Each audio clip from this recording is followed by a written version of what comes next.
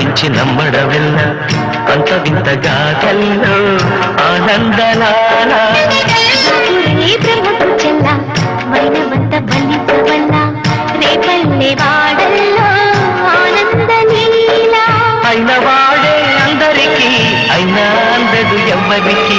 అయిన వాడే అందరికీ అయినా అందదు ఎవ్వరికి